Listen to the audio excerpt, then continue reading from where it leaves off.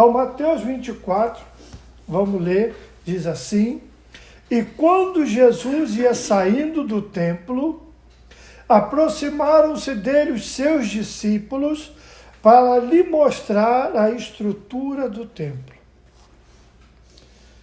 Jesus, porém, lhes disse: não vê tudo isso? Em verdade vos digo que não ficará aqui pedra sobre pedra que não seja derribada. Muitas das vezes na nossa vida cristã, a gente vai olhar, a gente vai admirar, nossos olhos serão colocados em coisas que agora, no presente, é bonito, que faz a gente ficar, olha que coisa linda, olha que coisa maravilhosa, olha o que está acontecendo. Mas o cristão sempre tem que ter a visão futurística. O que quer dizer isso? É o que eles fizeram, que Jesus está mostrando aqui. Olha, Jesus, olha que templo maravilhoso. Dentro da história do povo de Israel, Herodes fez uma reforma no templo para que aquilo ficasse assim opulente. Em Jerusalém, se você está na rua embaixo assim, você está num vale. Você olhava para o alto, para o Monte Moriá, lá em cima era o templo. Então era algo grande. Para uma pessoa pobre de uma vila, ao chegar em Jerusalém e olhar para aquilo, era monstruoso. Só que Jesus está dizendo assim, você está vendo tudo isso aí? Vai passar. Isso aqui não é permanente. Essa é a visão que nós, como igreja, temos que ter. Tudo que nós vemos hoje vai passar. Tudo que nós temos por certo, tudo que nós temos por concreto, tudo que é madeira, não é para isolar não, é material, é concreto, é prédio, é rua, é dinheiro, papel, é cheque, é conta, é transação online, vai passar. E a igreja precisa acordar, se despertar para você ver. Aproveita esse momento, que Deus te abençoe, que você seja feliz, mas a tua redenção está próxima. Então não se apegue só no que você tem agora. Não olha, porque muitas das vezes a gente faz da tribulação nosso Deus. A gente deixa a preocupação tomar conta do nosso coração. Não é só riqueza, não é só imoralidade sexual. Muitas das vezes tem coisa na nossa alma, no nosso sentimento, que você fica atordoado, a sua mente fica pesada, e você não nota que aquele sentimento, aquele pensamento se tornou senhor das tuas emoções. Você anda cativo. Você quer servir a Cristo, mas você não notou que você está sendo preso, cativo. Alguém está tomando conta das tuas emoções, que não é Jesus. E eu quero nessa manhã que o Espírito Santo quebre essa algema. Amém. Tire isso da sua vida. Amém. Pastor, mas eu passo por problema. Vai passar. Amém. Pastor, mas tem tribulação. Vai passar. Amém. Yes. É como que nós estamos num trem e nós estamos vendo a paisagem passando. Mas você está no trem da salvação. Aleluia. A tua caminhada tem um destino final. Amém. E Jesus, que é teu Senhor, como ela foi contado, Ele vai te guiar. Amém. Ele vai te amparar. Amém. Ainda que teu pai e a tua mãe te abandone, o Senhor Amém. Te pega. Amém. O que mais diz a passagem? Estando assentado no Monte das Oliveiras, chegaram-se a ele os seus discípulos em particular, dizendo: dize-nos quando serão essas coisas, que sinal haverá da tua vinda e do fim do mundo? E Jesus respondendo disse-lhes: acautelai-vos, que ninguém vos engane, porque muitos virão em meu nome. Quantos virão? Muitos. Dizendo: eu sou o Cristo, enganarão a muitos. e ouvireis de guerras e de rumores de guerras. Olhai, não vos assusteis, porque é mister que isso tudo aconteça, mas ainda não é o fim. Então se levantará nação contra nação, reino contra reino, e haverá fomes e pestes e terremotos em vários lugares. Mas todas essas coisas são o princípio das dores. Então vos hão de entregar para seres atormentados, e matar-vos-ão, e sereis odiados de todas as nações, por causa do meu nome. Nesse tempo, muitos serão escandalizados, e trair-se-ão uns aos outros, e uns aos outros se aborrecerão, e surgirão muitos falsos profetas. Quantos? Muitos. E enganarão a poucos. Muitos serão enganados. E por se multiplicar a iniquidade, o amor de muitos se esfriará. Mas aquele que perseverar até o fim será salvo. E este evangelho do reino será pregado em todo o mundo para testemunho entre todas as nações, e então virá o fim. Aqui é simplesmente, em palavras rápidas e sucintas, o que Jesus está dizendo dessa época que nós estamos vivendo. Tem terremoto? Tem.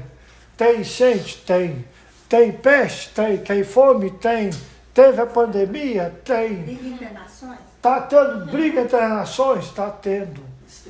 É o princípio das dores. O que é o princípio das dores?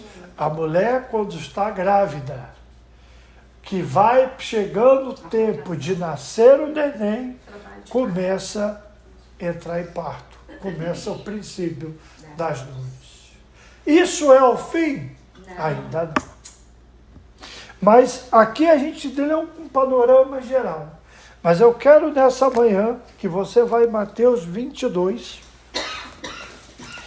E nós vamos ler Mateus capítulo 22. E nós vamos falar dessa passagem aqui nessa manhã. Tá? 22, do capítulo 1 até o verso 13. Então Jesus, tomando a palavra, tornou-lhe a falares em parábolas, dizendo: o reino dos céus é semelhante a um certo rei que celebrou a boda de casamento do seu filho. Opa! Então, 22, capítulo 22. Veja isso aqui.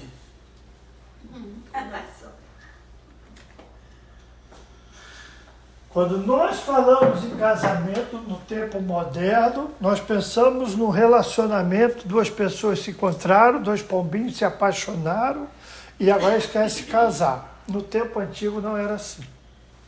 No tempo antigo, o seu pai olharia dentro do contexto familiar dele, de família, o casamento servia como uma aliança de famílias. E para o judeu, casar fora de Israel era ruim. Porque era um povo incircunciso, era o povo que não servia a Deus. Por exemplo, Salomão vai se casar com várias mulheres estrangeiras e elas vão trazer para dentro de Israel o seu costume, a adoração a deuses pagãos.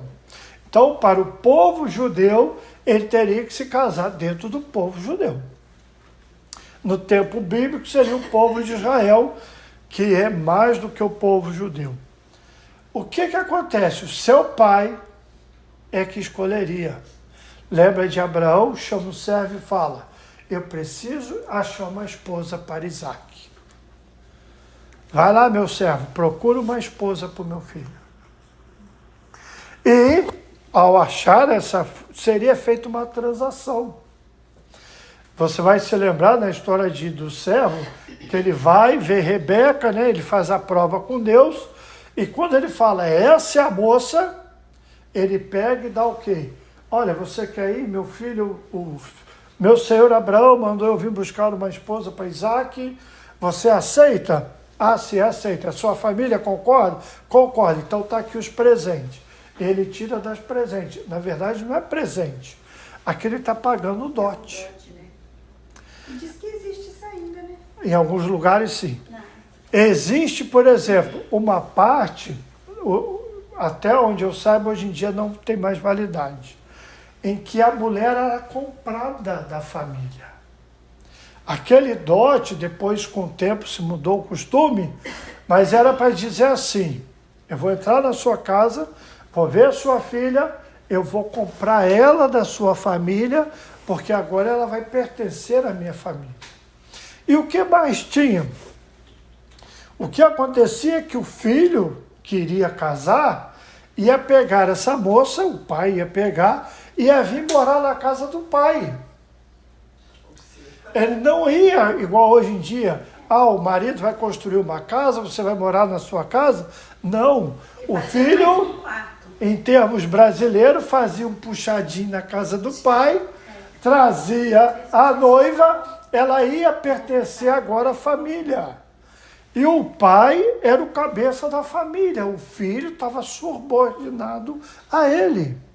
Por isso você lê João capítulo 14. Que o Denilson sabe de qual, como é que é? Verso 1. Turbe o vosso coração, creis em Deus, que também em mim, na casa de meu pai, há muitas moradas. Se não fosse assim, eu teria dito, vou preparar-vos um lugar. Amém. O que Jesus está falando é esse contrato de casamento. Glória, aleluia. Jesus vem, ele compra a noiva. A linguagem do Novo Testamento, nós fomos comprados pelo seu sangue. Amém. Amém. O preço que Jesus pagou foi na cruz do Calvário. Amém, Jesus. E ele Obrigada. pagou por quê? Por uma noiva. Só que, como era a tradição antiga, ele foi para a casa do pai preparar lugar. E o que acontecia, que é muito importante? Não é como nos tempos modernos, que hoje em dia é tudo diferente. No tempo antigo, se você se lembrar da história de José e Maria estavam em noivado. O noivado era um contrato de casamento mais importante que o casamento. No dia em que entrou-se na tua casa, no dia que ele veio visitar, contratou com a sua família, pagou o dote, você é a esposa dele. Você vai ver isso na história de Sansão também. Quando Sansão fala para os pais deles assim, olha, encontrei uma moça entre os filisteus, vai lá, pega ela como esposa para mim. Os pais têm que ir negociar. Tem aquela confusão, ele sai, depois ele volta para buscar a esposa. A esposa já tinha sido dada para outro. Então, esse pacto do noivado era mais importante, por isso que José pensa assim, José e Maria. Maria está grávida, eu vou me divorciar dela. O pacto do noivado já era o casamento, mas ainda não havia relação entre o casal. Eles ainda não estavam fisicamente juntos. Ele tinha que ir preparar e um dia, sem avisar, ele voltaria para buscar a noiva, para levar para a casa do pai. Agora sim, eles iam entrar no matrimônio finalizado. Essa linguagem que o Novo Testamento usa sobre Jesus e a sua igreja. Por isso Paulo fala em Efésios, grande é esse mistério, e eu me refiro entre Cristo e a igreja. E ele está falando do casamento. Jesus te comprou. Jesus pagou o preço final. Não, Pedro escreve, não foi por ouro, não foi por prata, mas foi pelo sangue. Jesus viu, preste atenção na tua validade. Deus, em Cristo Jesus, foi do agrado do Pai, diz Isaías 53, morreu o Filho. O Filho tinha que vir dar a vida pela sua igreja. É um preço maior que alguém poderia dar. Não é o preço que... Quanto custa? Não, eu dou a minha vida pela tua vida. É o maior preço que podia ter. E Jesus está contando essa parábola, vamos continuar. O reino dos céus é semelhante a um certo rei que celebrou as bodas de casamento do seu filho. E enviou os seus servos a chamar os convidados para as bodas. E estes não quiseram vir. Depois enviou outros servos dizendo: dizei aos convidados, eis que tenho o meu jantar preparado, os meus bois e cevados já mortos, e tudo já pronto. Vinde para o casamento. Porém eles, não fazendo caso, foram cada um para o seu campo e outro para o seu negócio. E os outros, apoderando-se dos servos, os ultrajaram e mataram. Preste bem atenção, na semana passada nós lemos sobre as virgens, tolas e as prudentes. Quando o noivo vinha para buscar a noiva, é onde se acontecia aquela procissão das virgens. Dizia: olha, o noivo chegou. Então a noiva se preparava e havia esse cortejo que ia trazer ela para o encontro do seu noivo. E você tinha que estar preparado para essa ocasião, seja quando acontecesse. Só que Jesus está dizendo assim: nas bodas do casamento que meu pai preparou, tem um convite para os convidados, mas eles não quiseram ir. Talvez a coisa mais importante do Evangelho seja essa oferta de graça. É um convite, mas que nós rejeitamos todo dia. Todo dia nós dizemos: eu não tenho tempo para Deus. Todo dia nós falamos: eu não vou no culto. Todo dia nós dizemos assim: eu não tenho tempo de ler a Bíblia, orar nem pensar, jejum é passar fome. Todo dia você vai ver as pessoas rejeitando o convite da graça de Deus. E pode ter igreja aberta para tudo quanto é gosto, para tudo quanto é tipo. E tem gente dizendo: não, igreja para mim não serve, igreja eu não quero, esse negócio de Bíblia para mim não serve. Todo dia, se você pensar, nós rejeitamos o convite da salvação. Nós dizemos para Jesus assim: eu tenho algo mais importante para fazer. Isso traz um despertamento espiritual em nós, gente. Porque nós somos como aquelas virgens que nós dormimos e nós não prestamos atenção que o óleo está acabando. E nós temos que acordar rápido para dizer: eu preciso mudar de vida, Jesus está voltando. Me foi dado um convite, e esse convite é para a salvação. E aí continua o texto bíblico: e o rei, tendo notícias disso, encolerizou-se e, enviando os seus exércitos, destruiu aqueles homicidas e incendiou a sua cidade. Então disse o rei aos servos: olha, as bodas, na verdade, já estão prontas, mas os convidados não eram dignos. Eles eram convidados? Era. Tinha o direito de ir? Tinha. Estava tudo preparado? Estava. Mas agora já não tinha mais como. Passou a oportunidade. Lembra que nós falamos semana passada? Para cada pessoa um dia, a porta vai se fechar. O convite da salvação está sendo dado todo dia. Mas um dia vai passar a oportunidade. Teve o convite? Teve. Estava preparado? Estava. Mas a pessoa não quis. E diz: e depois as saídas dos caminhos e convidai para o casamento a todos que encontrar. Todo mundo que você achar, convida. E os servos, saindo pelos caminhos, ajuntaram todos quanto encontraram, tanto os maus como bons. E a festa nupcial ficou cheia de convidados. Agora, verso 11, eu quero que você preste atenção nisso.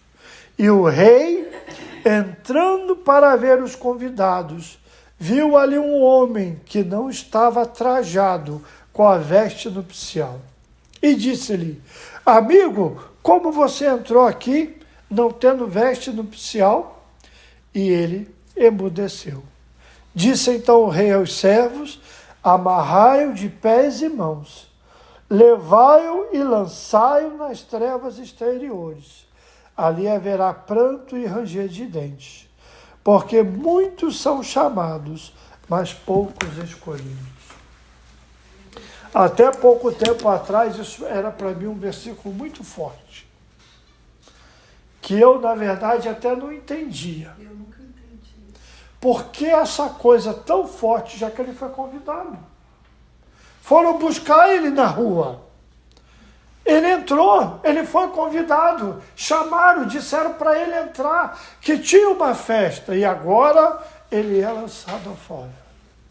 Até que eu fui aprender algo, que no tempo antigo, na parte do Oriente, quando um rei fazia uma festa desse tamanho, a festa podia durar 7 dias, 7 noites ou até mais, ele fornecia aos seus convidados as roupas para as festas. Mesmo se você não tivesse. Se você vê no Antigo Testamento, havia um costume, por exemplo, quando José está no Egito, e ele se revela para os irmãos dele e fala: vai buscar meu pai, olha, eu sou José, eu estou aqui, e eles não acreditam. José dá presente, uma das coisas que ele dá são roupas finas. Por isso Jesus fala assim: olha, você quer ver roupas finas? Está nos palácios. João Batista não tinha roupas finas. E José dá presente aos irmãos e dá roupas para eles, dá ouro, dá prata, carruagem, vai buscar meu pai.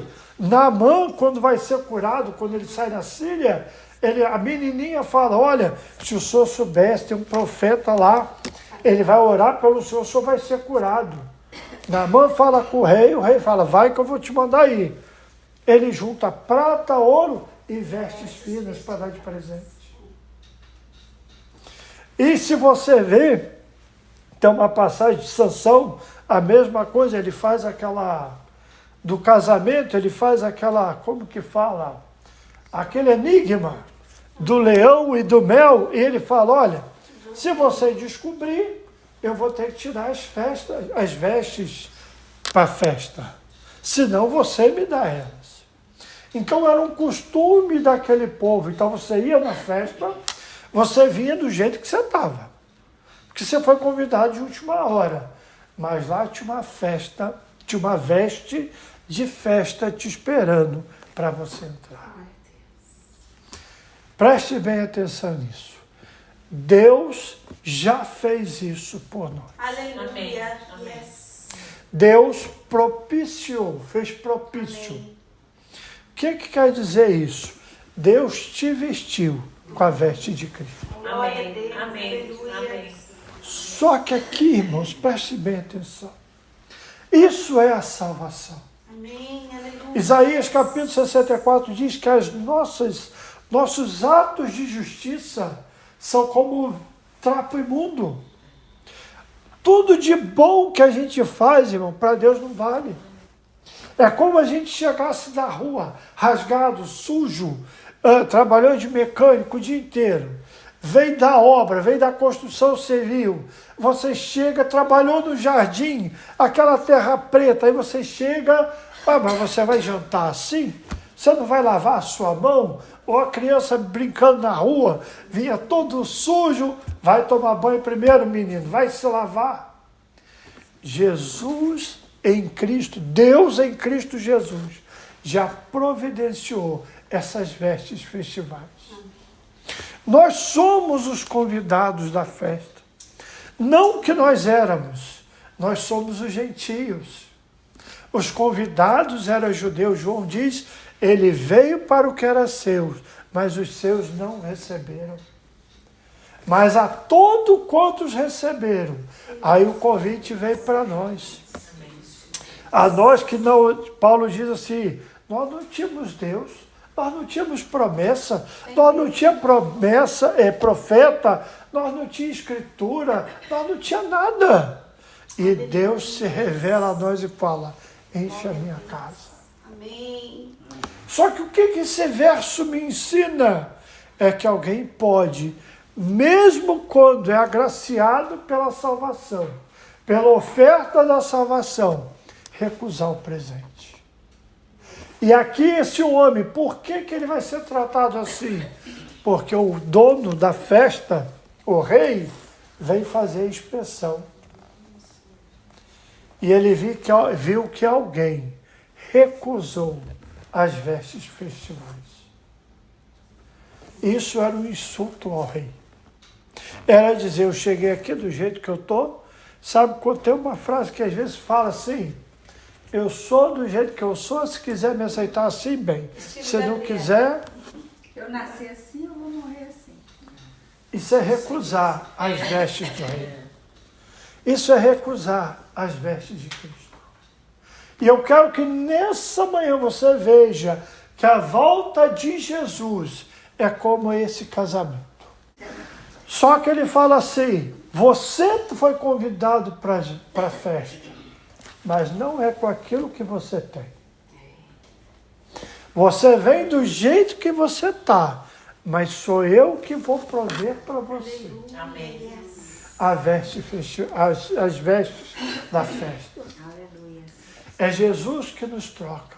É Apocalipse 19. Pode ler então. Amém.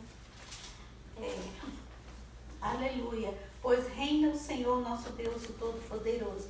Alegremos-nos, exaltemos e demos-lhe glória, porque são chegadas as bodas do Cordeiro, cuja esposa a si mesmo já se ataviou. Pois foi-lhe dado de vestir linho finíssimo, resplandecente e puro, porque o linho finíssimo são os atos de justiça do santo. Jesus fala para a igreja assim, olha, você é uma igreja. Você diz que você é rica. Você está maravilhosa. Você atingiu o auge que você queria. Mas você não sabe que você é pobre, cego, miserável e nu. Jesus está avaliando uma igreja. Ele não está falando do mundo. Jesus está passando, olhando e está dizendo, eu te aconselho que você se arrependa. E que você busque de mim, veste para se vestir, colírio para os olhos. Tem que tampar essa nudez espiritual. Irmãos, nós esquecemos que o que nós temos nesse mundo não vale para comprar o céu. Não vale para o galardão celestial. É do alto que vem as vestes de Deus em Jesus Cristo. E essa veste foi dada em Cristo Jesus. E ela é pela fé, e ela é de graça, e ela é para qualquer pessoa.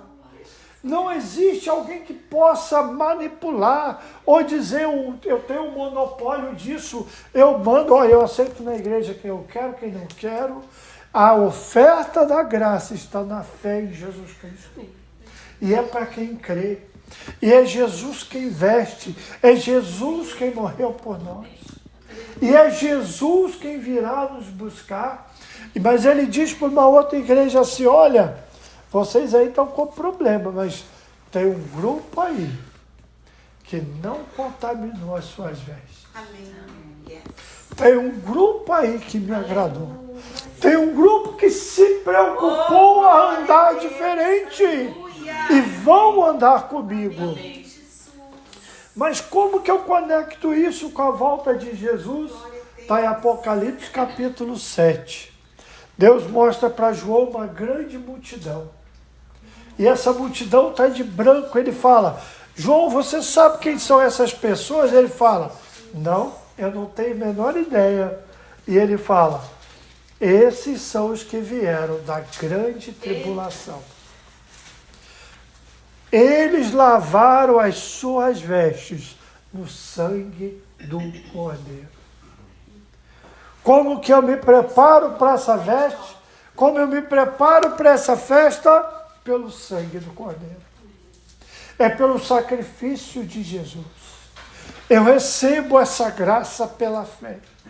Não é o que eu fiz, por isso Efésios capítulo 2 diz: pela graça sois salvos mediante a fé. Isso não vem de vós, é presente de Deus. Não é de obras para que ninguém se glorie. Pastor, mas o que o texto falou? É que a oferta, o convite veio para os maus e para os bons. Para quem é o convite? É para todo mundo. É para gente que eu não gosto. É para gente que eu discordo. É para gente que eu acho feio. É para gente que eu acho bonito. É para gente que eu acho que é rico. É para gente que eu acho que é pobre. A oferta da salvação, a pregação do evangelho da graça de Deus é para cada pessoa. Agora, são chamados e poucos escolhidos. Como eu vou responder a esse evangelho? Como que eu vou buscar agradar a Deus? Cada pessoa, irmão, vai dar a sua vida para Jesus. Cada pessoa vai ser responsável de orar, de buscar a Deus. Lembra? Diz lá em Eclesiastes 9:8, seja o alvo as tuas vestes. Em todo tempo sejam alvos as suas vestes, e nunca falte sobre a sua cabeça o óleo da unção. Nunca falte sobre a tua cabeça o óleo. Nós estamos vivendo num tempo conturbado, onde o certo é errado e o errado virou certo. Você vai ter que vigiar pela tua salvação. Você vai ter que andar com Jesus. Você vai ter que decidir não contaminar as tuas vestes. Agora, a oferta da salvação já foi dada na cruz do Calvário. As vestes é pelo sangue do Cordeiro. E Deus fala lá, mesmo na grande tribulação, tem gente sendo lavado e remido pelo sangue de Jesus. Aleluia. Havia no tempo do Antigo Testamento uma arca, chamada Arca do Concerto. E nessa arca ficava uma tampa, chamada propiciatório. Essa arca ficava dentro do Santo dos Santos, no tabernáculo e depois no templo. Essa tampa é que o sacrifício, uma vez por ano, o sacerdote entrava lá com uma oferta de sangue para fazer um sacrifício pelos pecados da nação de Israel. Isso era para fazer propício, aceitável diante de Deus. Jesus é a nossa propiciação, é Jesus que nos faz. O sangue de Cristo nos faz propício, nos faz aceitáveis diante de Deus. E é esse sangue que nos purifica de todo pecado. É bom lembrar que Deus já te deu muito mais do que o dote. Ele não só te comprou com o sangue dele, mas ele te deu o dom, o presente do Espírito Santo. É como o anel, o selo desse noivado e desse casamento que vai acontecer. É o selo de propriedade que você pertence a Deus.